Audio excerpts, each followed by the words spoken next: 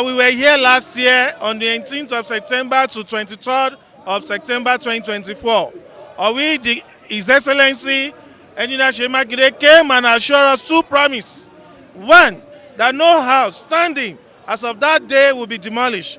Secondly, that he's going to constitute a committee that we are going to sit together and iron things out. Up to today, none of this promise has been fulfilled. Up till last week, the government officials are still threatening us that our buildings, our houses will be demolished and our lands will be taken away. We want Governor Seyi Makinde to come and address us. Why the two promises made to us last year, September 23rd, 2024, has not been fulfilled to date. And what we are asking for is just one thing.